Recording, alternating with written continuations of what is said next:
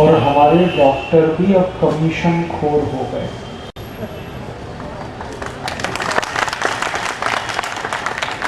जैसे हमारे नेता है ना कमीशन खोर अधिकारी, अब डॉक्टर्स भी कमीशन खोर।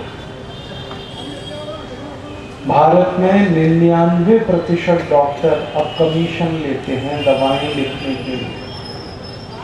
कमीशन कौन देता है? दवा बनाने वाली कंपनी। कंपनी को क्या इंटरेस्ट है कमीशन देने में? क्योंकि वो ऐसी दवा बेच रही है जिसको दुनिया में कोई नहीं खरीदेगा, तो भारत में उनको वो दवा बेचनी है।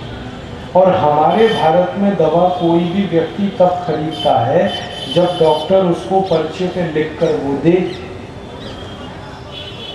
तो हमारे डॉक्टर्स पर्चे पर ऐसी ही दवाएं लिखते हैं जिनको दुनिया में कोई नहीं खाता, और डॉक्टर्स को इन दवाओं को लिखने में 40% तक कमीशन मिलता है। इसका मतलब समझते हैं? आपने अगर 1000 रुपए की दवा डॉक्टर के पर्चे के आधार पर खरीदी तो उसमें से 400 रुपए डॉक्टर के पास जाएंगे। कैसे जाएंगे? दवा तो आप खरीदोगे केमिस्ट के यहाँ से, केमिस्ट वो जो पर्चा आपका है ना उसमें से डॉक्टर का पता, फोन नंबर वो सब नोट करेगा और 400 रुपए डॉक्टर के पास पहुंचा देगा। ये धंधा चल रहा है और ये बेईमानी सबसे खतरनाक है, क्योंकि यहाँ आपकी जिंदगी का सवाल है। अब डॉक्टर को लालच कोई कंपनी दे दे कि देखो ये जहर दवा है और इसमें आपको 50% कमीशन है, तो डॉक्टर धुआंधार वही दवा लिख देगा, भले आपकी उससे जान चली जाए। तो आजकल के जो डॉक्टर्स हैं ना वो भगवान नहीं है, देवता नहीं है, शैतान। और ये जो बेईमानी चल पड़ी है कि कंपनियों के कमीशन और उसके आधार पर दवाएं लिखने की, ये बेईमानी पर हम लोग जो अध्ययन कर रहे हैं पता चल रहा है कि डॉक्टर जितना बड़ा होता है बेईमानी उतनी बड़ी करता है, और डॉक्टर जितना छोटा होता है सीधा साधा बेईमानी उतनी कम करता है। बड़ा डॉक्टर, बड़ी फीस, बड़ी बेईमानी, बड़ा भ्रष्टाचार, बड़ी लूट, ये चल पड़ा है पूरे देश में। और ये जो दवा का एक विचित्र प्राणी पैदा हुआ है इस देश में जिसका नाम है मेडिकल रिप्रेजेंटेटिव। ये क्या करता है? ये दिन भर डॉक्टर के यहाँ चक्कर लगाता है, कभी एक डॉक्टर के यहाँ, कभी दूसरे के यहाँ, कभी तीसरे के यहाँ, कभी चौथे के यहाँ। क्या करने जाता है? डॉक्टर को भ्रष्ट बनाने जाता है। मेडिकल रिप्रेजेंटेटिव का एक ही काम है, डॉक्टर को भ्रष्ट बनाना। और वो कैसे करेगा भ्रष्टाचार? वो किसी भी डॉक्टर के पास जाके कहेगा देखो डॉक्टर हमारी कंपनी ने ये नई दवा बनाई है, तो डॉक्टर कहेगा मैं क्या करूं? तो कहेगा लिखो इस दवा को। क्यों? कहेगा इसमें कमीशन आपको 40%, 50%। ये धंधा है मेडिकल रिप्रेजेंटेटिव का, और ये धंधा सूट बूट और टाई लगा के किया जाता है ताकि किसी को शक ना हो। ये जो ठगी और डकैती है ना ये अब बड़े लोगों के ही हिस्से में आ गई है। पहले तो हम ये सुना करते थे कि जो डकैत और ठग हैं वो चंबल की घाटी में रहते थे, माधो सिंह, मोहर सिंह, मलखान सिंह। अब पता चल रहा है कि सारे बड़े सफेद पोश लोग इसी ठगी डकैती में शामिल हैं। और ये जो ठगी और डकैती है ना इसको पढ़ाई कहते हैं, ये स्टडी है। मेडिकल रिप्रेजेंटेटिव्स को यही पढ़ाया जाता है कि कैसे ठगो और कैसे डकैती डालो। कई मेडिकल रिप्रेजेंटेटिव्स तो ऐसे हैं जो डॉक्टर्स को क्या क्या लालच देते हैं। पैसे का तो लालच होता ही है और भी बड़े बड़े लालच होते हैं। क्या होता है? जैसे डॉक्टर के बच्चे हैं तो वो किसी बड़े कॉलेज और स्कूल में पढ़ते हैं, तो उसकी फीस भरने का लालच देते हैं कि डॉक्टर साहब आप चिंता मत करो, आपके बच्चों की फीस हम भरेंगे, बस आप हमारी दवा लिखते हो।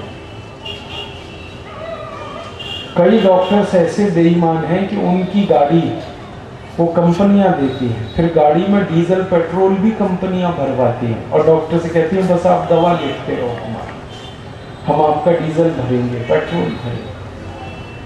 कई डॉक्टर्स के मोबाइल फोन का बिल कंपनियां भरती हैं। कई डॉक्टर्स के घरों की बिजली पानी के बिल कंपनियां भरती हैं। और कई डॉक्टर्स को हर साल बीवी बच्चों के साथ स्विट्जरलैंड की यात्रा का टिकट कंपनियां देती हैं। ये सब होता है और इसका सबसे बड़ा दुष्परिणाम आपको होता है, क्योंकि आपको जो डॉक्टर दवा लिखेगा वो सबसे बकवास दवा होगी, जो आप खाओ और ज़्यादा बीमार हो जाओ, और ज़्यादा खाओ और बीमार हो। इसलिए मेरी आपसे हाथ जोड़कर प्रार्थना है कि आप बीमारी से नहीं, बेईमान डॉक्टर से बचो। बीमारी खतरनाक नहीं है, ये जो डॉक्टर कमीशन खोर हो गए ये बहुत खतरनाक है। और ये कमीशन बाजी पता है कहाँ कहाँ है? दवाओं में कमीशन है। आप जब जांच कराते हो ना, सिटी स्कैन, अल्ट्रासाउंड, MRI, इसमें भी कमीशन। आप खून की जांच कराते हो, पेशाब की जांच, उसमें कमीशन। ऑपरेशन कराते हो उसमें तो सबसे ज्यादा कमीशन। तो आप ये कमीशन बाजी करने वाले जो डॉक्टर्स हैं इनसे बचो, और इनकी संख्या 99% है। आप पूछोगे इनका पता कैसे चलता है कि डॉक्टर कमीशन खोर बेईमान है?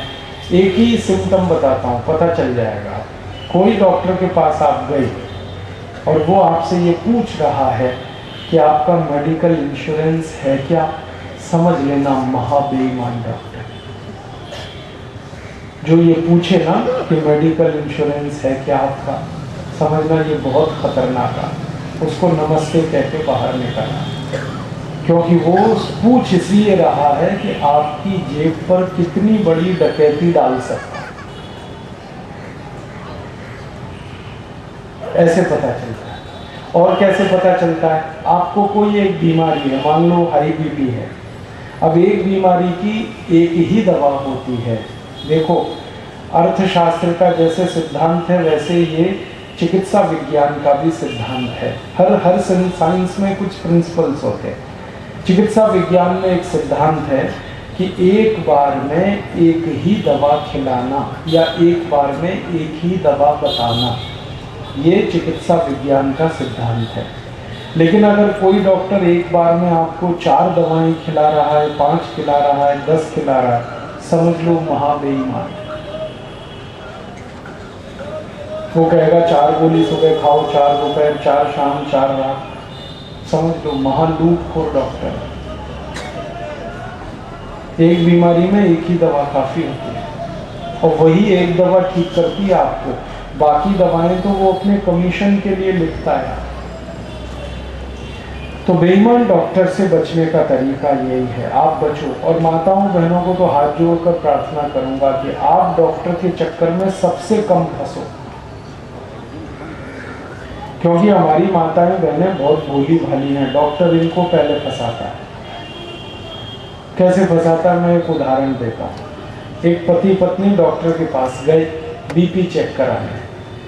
पति का थोड़ा बीपी हाई है, तो डॉक्टर बीपी तो पति का चेक करेगा, बात पत्नी से करेगा। पता है कैसे करेगा? वो आप नहीं चाहती आपके पति ज्यादा दिन जिंदा रहे? अब कौन पत्नी बोलेगी कि मर जाए जल्दी? तो पत्नी कहेगी हाँ हाँ डॉक्टर साहब ये तो ज़्यादा जिंदा रहना ही चाहिए। तो डॉक्टर कहता है इनका ऑपरेशन करा दो जल्दी से, बीपी बहुत बढ़ा हुआ है, कभी भी फट सकता। और ऐसे ऐसे वाक्य बोलेगा उनको कि ये ज्वालामुखी पे बैठे हुए अभी फट जाएगा, हॉस्पिटल से निकलते निकलते कुछ हो सकता है। अब बेचारी पत्नी घबरा जाती, कहती क्या करूं कि जल्दी भर्ती करो, मेरा ऑपरेशन थिएटर खाली पड़ा है अभी, कल मैं जा रहा हूं मद्रास, परसों चला जाऊंगा लंदन। महा झूठा, ना मद्रास जाता है ना लंदन, लेकिन बोलेगा मैं कल मद्रास जा रहा हूँ, परसों लंदन जा रहा हूँ, आज ही मेरा खाली है ऑपरेशन थिएटर, आप तैयार करो। फिर बेचारी पत्नी कहती पैसे तो लाई नहीं, तो कहेगा पैसे की चिंता क्या है, पहले पति को बचाओ, और डाल देगा ओटी में। गए थे बीपी चेक कराने और हृदय काट के निकलवा के भेजेगा। ऐसे हरामी डॉक्टर, जरूरत नहीं है ऑपरेशन की फिर भी करेगा, क्योंकि कमीशन। माताओं को बहुत फंसाते हैं डॉक्टर, आपके गर्भाशय को काट काट के जो निकालते रहते हैं, महा ठग और बदमाश डॉक्टर हैं जो गर्भाशय को काट देते हैं। क्या कहते हैं, गर्भाशय में गांठ हो गई तो कौन सी बड़ी बात है, हो गई तो ठीक कर भाई, इस गांठ को दवा दे, इसकी गांठ गल जाए। अब गांठ गलाने की दवा नहीं उसके पास, समस्या ये है, तो वो क्या कहता है, पूरे गर्भाशय को काट के निकाल दे। ये कोई बात हुई? गर्भाशय कोई फोकट की फालतू की चीज है जिसको काट के निकाल? और हर बड़ा छोटा डॉक्टर जहां थोड़ी भी गर्भाशय में गांठ है उसको कटवा ही देता है। परिणाम बताएं क्या होता है, जो माताओं के गर्भाशय निकल जाते हैं वो सब फूलती चली जाती है, मोटापा आएगा, वजन बढ़ेगा, और कोई दुनिया की ताकत फिर उनका वजन कम नहीं करा सकती। और जब वजन बढ़ता जाएगा तो घुटनों में तकलीफ आएगी, क्योंकि भगवान ने ये घुटने बनाए थे 60-70 किलो वजन ढोने के लिए। अब वजन हो गया 100 किलो 110 किलो, तो ये घुटने घिस जाएंगे फिर, और जब घुटने घिसेंगे तो ये हिप जॉइंट्स भी घिसेंगे। फिर वही बेईमान डॉक्टर कहेगा आप घुटने में लगवा दो, नी रिप्लेस करा। देखो ठगी और डकैती कहां तक है। पहले भाई ऑपरेशन क्यों किया तूने गर्भाशय काटने का? एक छोटी सी गांठ थी वो तो गल जाती, उसकी सैकड़ों दवाएं, वो नहीं करता। ऐसे बेईमानी होती है। माताओं के साथ और एक बेईमानी होती है, बच्चे का जन्म होना है और वो नॉर्मल डिलीवरी से हो सकता है, फिर भी डॉक्टर ऑपरेशन करेगा क्योंकि उसको पैसे मिलने वाले, और बहाने 20 बनाएगा। सबसे बड़ा पेटेंट बहाना है डॉक्टर का, बच्चा उल्टा हो गया है जी। मैं आपको बताऊं, जो बच्चा उल्टा होता है वो सीधा भी हो जाता है, भगवान ने ऐसी व्यवस्था बना रखी है। लेकिन वो होने नहीं देगा, वो काटेगा, काट के निकाले। फिर कहेगा जो बच्चेदानी होती है ना उसमें पानी सूख गया, अब आपकी जान सूख जाएगी। जैसे ही वो कहेगा पानी सूख गया तो आपको हाँ कर दो ऑपरेशन। आपको मालूम है कितना अत्याचार होता है। हमारे चिकित्सा विज्ञान में कहा गया कि बच्चे को माँ के गर्भ में 9 महीने 9 दिन और 9 घंटे रहना ही चाहिए, 9 महीने पूरा, फिर उसके ऊपर 9 दिन, फिर और ऊपर 9 घंटे, इतना समय बच्चे को माँ के गर्भ में रहना चाहिए, तब उसको बाहर आना चाहिए। लेकिन ये बेईमान और ठगी डकैती वाले डॉक्टर 8 महीने में ही बच्चे को काट के निकाल लेते। कोई कोई तो इतने हरामी है 7 महीने में ही निकाल लेते हैं। परिणाम क्या होता है, ये अंत के जो 3 महीने होते हैं ना बच्चे के लिए, 6वां महीना 7वां 8वां, इसी 3 महीने में दिमाग बनता है, ब्रेन का विकास होता है। और जिस बच्चे को 7 महीने में निकाल लिया डॉक्टर ने, उसका क्या होगा सोच। जिसको 8 महीने में निकाल लिया वो तो जिंदगी भर आधा पागल रहेगा,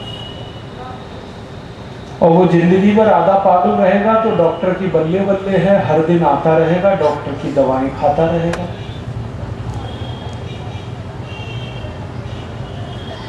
तो इसलिए मैंने कहा आप डॉक्टर से बचो। बीमारी खतरनाक नहीं है, डॉक्टर्स खतरनाक, और खासकर जो रिश्वतखोर है, कमीशन खोर है, बेईमान है, वो खतरनाक है। और ऐसे 99% डॉक्टर, 1% डॉक्टर हैं जो थोड़े ईमानदार बचे हैं, लेकिन वो टॉर्च लेके ढूंढो तो नहीं मिलते आजकल। तब अंत में आप बोलोगे जी क्या करें, मैंने बताया बीमार मत पड़ो, सबसे अच्छा तरीका बीमार मत पड़ो, स्वस्थ रहो, मस्त रहो। हमारे भारत में एक सूत्र है,